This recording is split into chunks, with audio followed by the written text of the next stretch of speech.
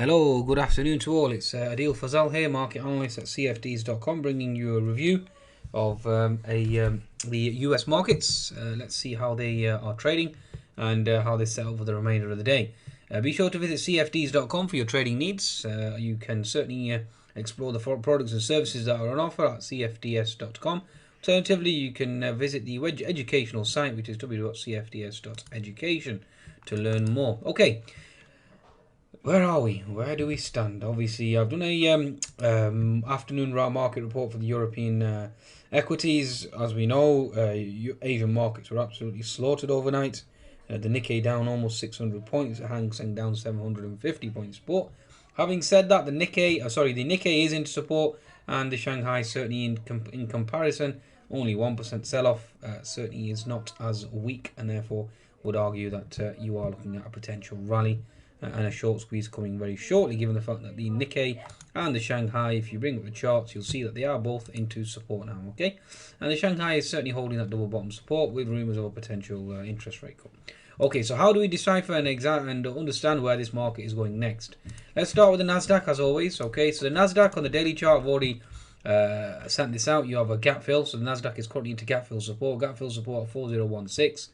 Okay, so that will certainly act as a potential barrier from up and prevent it from going further down. Okay, now in terms of the actual markets, now let's just look at the rest and see where the rest of the markets are positioned. Okay, let's bring up the actual Russell prior to that. Now the semiconductors. Okay, so the semiconductors on the weekly chart, you are now coming into potential support. Daily chart, you have a gap level that's obviously just below, and that's the zone that we are now currently in. So the Nasdaq and the semicons are both obviously into support, and that will certainly help the market. Okay, so bear that in mind. Now the biotechs as well, as you can see on the weekly chart, the biotechs are certainly into support. On the daily chart, you are in no man's land, and there is a doji obviously at present. Okay, we have taken out previous resistance equal support. Now there is a gap here, and this is quite important. Now it's interesting how all these gaps are now coming into play. Okay, now you have a gap here and a gap here. Now these are the two target zones that you'd potentially target. Now we have already closed one gap, so bear that in mind. Okay, so if I just bring up the chart here, you can see we are now into gap fill support. Obviously we've taken out previous support, so this market certainly is exceptionally bearish. It's in a downtrend. It certainly seems to be ignoring all the bullish news flow. It certainly is focusing on the bearish. So again, it's certainly something to take into consideration, folks. Okay, in terms of the market itself. So biotechs, the semicons, and the Nasdaq all into support, and you are looking at 4016 being a potential pivot low. If that's a pivot low in US markets, then you are looking at a move higher in European markets. Okay, now let's cross-verify that with the VIX. Now the VIX itself, if I bring up the daily chart, you can see the VIX now coming into gap fill support as well. There is one more gap higher. Whether or not we test that, it's another question. But for now, you are looking at VIX but potentially being exhausted. 60-minute chart showing some signs of weakness. 10-minute chart has an unfilled gap. We had this HNS formation. Obviously, that's failed now, so I'm going to take that out of the equation. And you have an unfilled gap below. So two unfilled gaps below, certainly an argument here for the actual those gaps to close. Okay, so bear that in mind. Right, in terms of crude oil, again, this is obviously our nightmare at present because it continues to make new lows, and the market certainly is very sensitive to the price of oil. Now, where this stops, nobody knows. Okay, but having said that, in terms of fundamentals, you've had the Iranians and the Venezuelans now potentially discussing some sort of type of cooperation. So again, that will be an early warning signal. Even with stronger Chinese data, I would say stronger because everybody expected it to be overtly bearish, and it certainly wasn't as bearish as everybody made it out to be. So that's the reason why I'm saying stronger.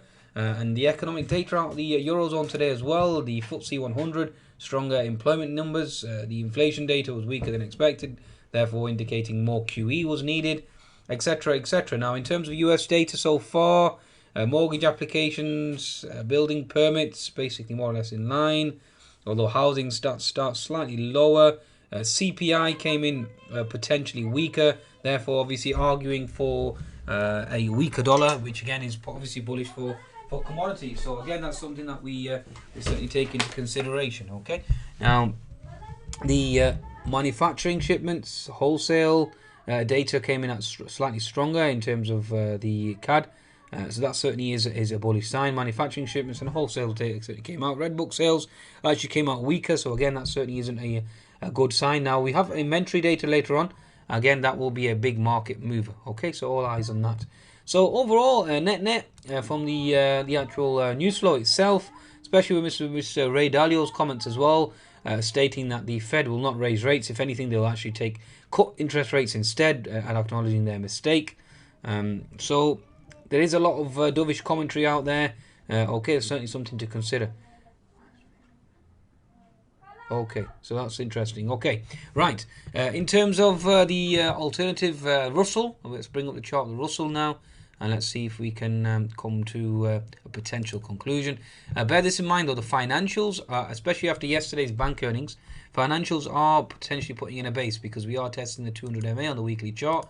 The daily chart itself, yes, we are in no man's land, but we do have multiple unfilled gaps. Given yesterday's bank earnings were stronger, although we do have concerns with regards to Italian banks, this is a perfect catalyst for a potential low. Okay, the energy sector, bringing out the weekly chart, the energy sector, we are now coming into potential support on the energy sector. The retail sector itself, again, you are looking at retail ETF, SPDR, again, potentially into support. Home builders, you can see weekly chart is into support. Consumer staples, but again, everything we need to resort to weekly because this market is exceptionally weak right now. You are now potentially coming into support on the actual consumer staples section as well. Okay, so that's something to consider. Utilities, again, daily chart certainly very weak today. Okay, and really is in no man's land. You have a potential symmetrical wedge obviously being created. The market could break out to either side. So again, that's something to consider as well.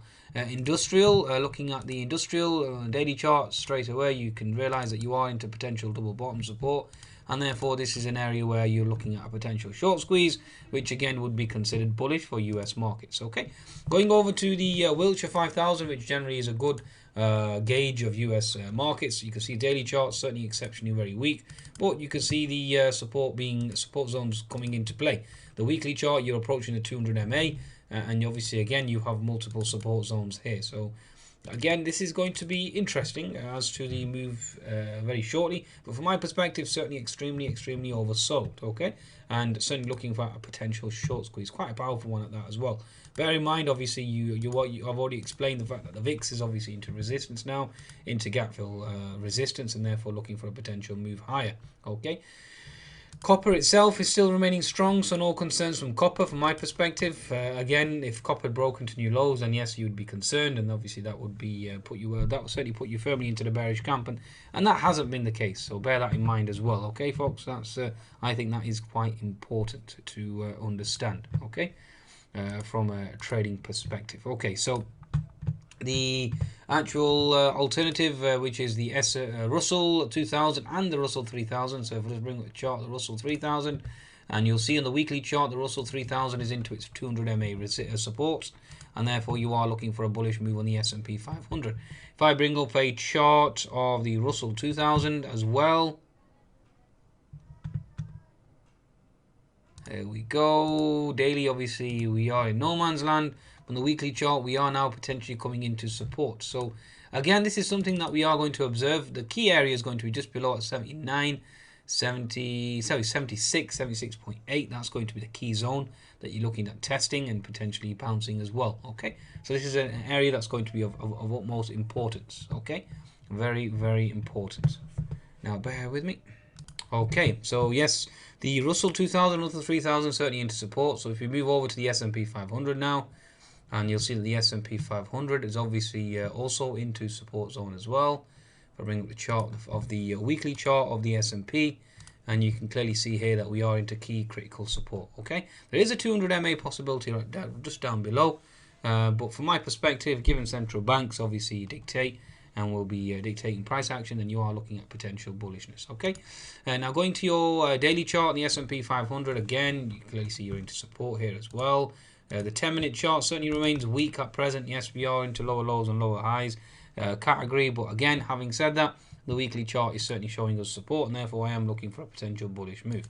The Dow itself, you pace the 200 MA weekly chart, obviously is into support, looking for a potential bounce. The Dow Transports weekly still remains weak.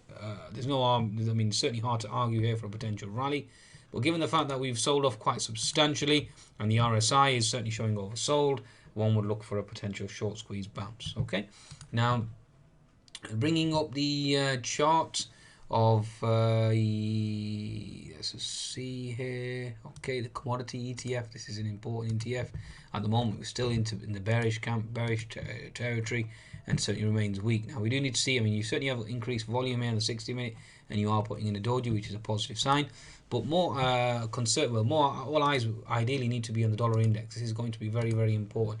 Now, looking at a weekly chart, you are into that upper level of resistance, upper channel resistance. Daily chart, you're putting in a doji, looking for a reversal, especially given the fact that Mr. Ray Dalio has called for a potential pause, etc., etc. So all those factors will certainly come into play. The 60-minute chart certainly showing you signs of a potential breakdown and looking to retest the breakout zone and potentially close the gap below.